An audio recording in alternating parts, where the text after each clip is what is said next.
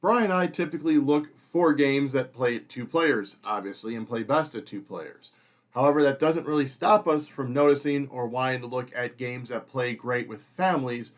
That way we have recommendations that we can give to friends and families if they're looking for a game to buy. So we decided to look at Pairish, the Building of Sonnie Village. Does that meet some of that criteria? Let me show you how it plays, and then I'll let you know. Alright, here we are set up for Pairish on the Newcomers version. I'll have timestamps down below to where you can see how you play the Old Timers version. You're going to look up in the corner, there's a number. That is how many players at least you have. So this is 2. You have a deck with 3, so if you had 3 players, you'd grab the 2s and the 3s, 4s, 5s, 6s, 7s, and 8s. So, whatever player count you have, you grab that number and all below. You shuffle them up. You put it in the middle of your board. You put the clock down here. Then each person gets 7 cards. 3, 4, 5, 6, 7. And let's go 7 to my 1, 2, 3, 4, 5, 6, and 7. Alright, so this is a cooperative game. The goal of the game, as I lay out my hand so you can see the cards, is these numbers here for slopes, windows, and floors. You want to have a Pairish. A Pairish is at least 6 cards that have the same number for one of these items. So for instance, if I look at these 2 cards, I have a 3 in windows, so I have 2 of the 6 cards I need. The rest of the stuff doesn't matter as long as I have 3, 3, and then 3s all across. With at least 6 cards, I would have a Pairish. Once everyone has a Pairish, you win the game. So each round is played over 4 steps. The first thing you do is each person draws a card. You then are going to look at your hand, and you are going to put a card face down in front of you in your construction area.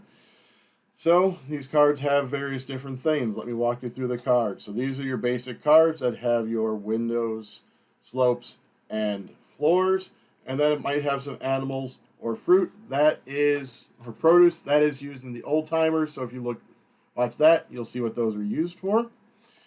You also have some that look like this with no number on this icon. This can now then be wild. So as long as that you have floors.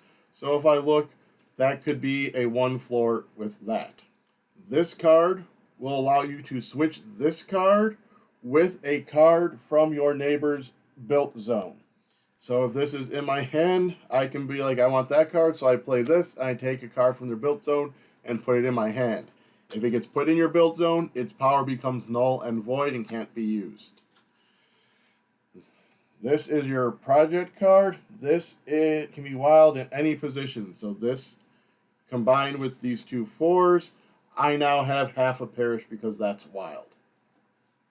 So again, right now I have 1, 2, 3, 4, 5, 6, 7, 8 because I drew a card. So I'm going to look at my hand and be like, I'm going to go for the floors. As I have the 2 floors and I have this with that wild card, so I'm at 4 of them. So I think I'm going to be good there, and I don't think I really need this because none of that's used in this. So I'm going to put this face down in front of me, as will whoever I'm playing with will do one with theirs. Next, we will flip over these cards, and that might give the neighbor some form of information, like, now I know they're not going for the 4 windows possibly, because they would have kept that. So I'm going to look at my hand and maybe see they're also not going for the 1 floors. So I know the floor part of that doesn't really matter to them. Then we end our turn by looking at our hand, and we are going to pass one of our cards over to our neighbor. So we'll be doing something similar to that. Obviously, they may not give me that card. I was just randomly grabbing it.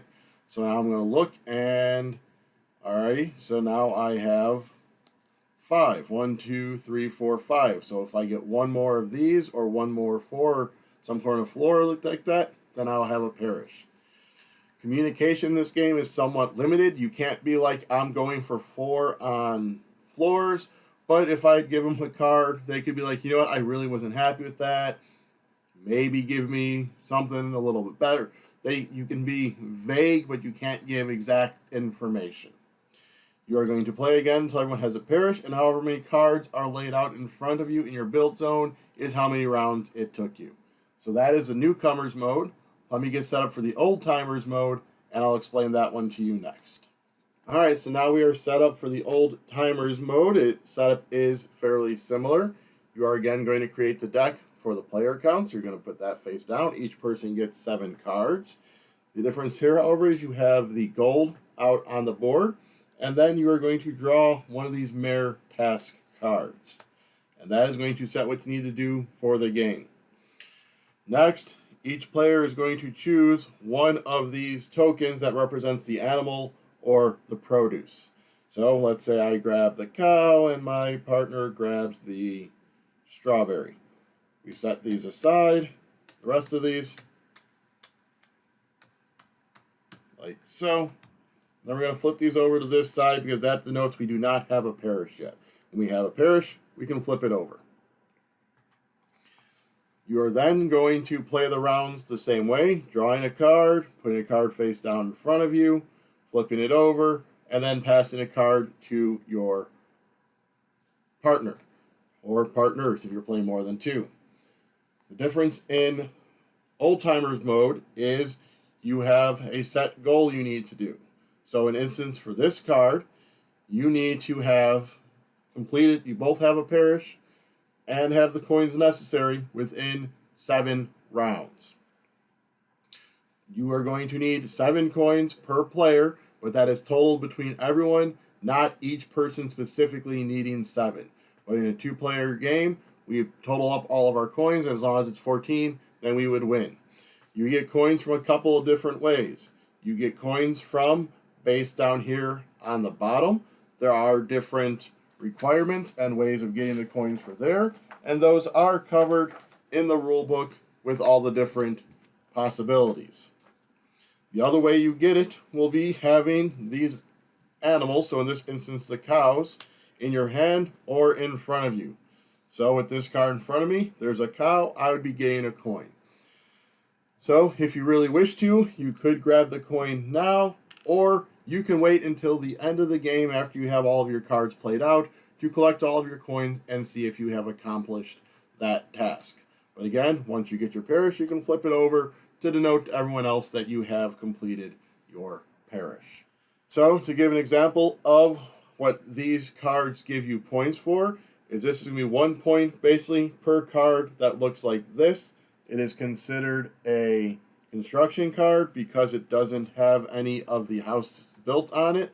So the ones that have this little wild symbol down here, you'll get 1 coin for that, and you'll get 1 coin for every pair of sheep and pumpkin. There is a massive stack of these. I will be going through these in a video next to me as I give you my thoughts on the game. But that is how you play Pairish, the old timer and the newcomer edition. So let us get to those thoughts of mine. Alright, so that was how you play Pairish, the Building of Sonnie Village. I will say we do have a link down to the Kickstarter below, and that is an affiliate link, so if you are interested, please click on that link to go and follow the campaign or to back it. We do get some residuals from that link.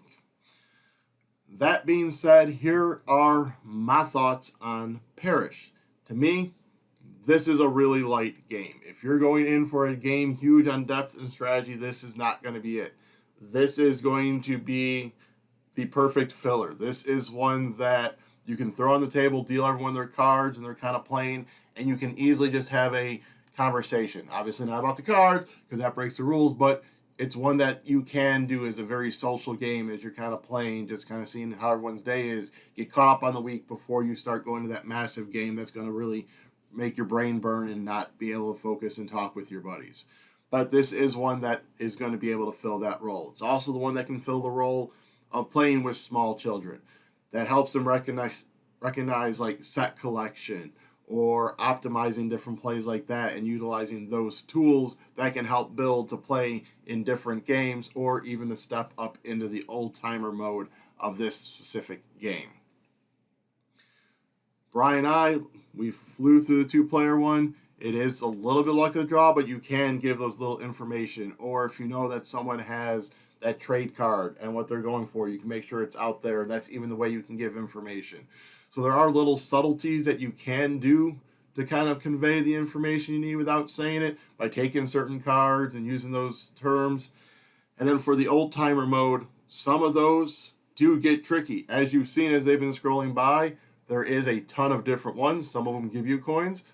Some things take coins away. Some of them just will outright lose a game. Like I think it's like if any time you have like a chicken and an apple in front of you, you just lose the game. So having to be able to mitigate that and adding the extra layer does kind of kick up the notch from that newcomer mode. That newcomer mode is really very basic, very light for the kids. Whereas you do have this old timer mode that you can up the strategy level a little bit, making sure trying to get cards to certain people, so trying to work that merry-go-round to get the cards to them. The only main issue that we had with this game was the rulebook. It was a little unclear in spots. Some of the setups and some of the placements of the words were a little confusing. If that is something that you yourself do struggle with, go ahead and check the campaign down below and check out the rulebook as part of it to see if it is something that you have an issue with. Other than that, we did enjoy it for what it was, a light game that kind of just warms up the mind and gets you ready for that bigger, brainier, thinkier one. And this is definitely one that we can recommend to families and friends that have smaller children that they want to get into the gaming. This is one that we'll direct them towards. So again, that was Pairish, the Building of Sonnie Village. Hope you enjoyed. If you want to go ahead down below, check out that campaign and hit like, subscribe, comment, share, and then ring the bell for the channel to be alerted when we post new videos. So until next time, get building.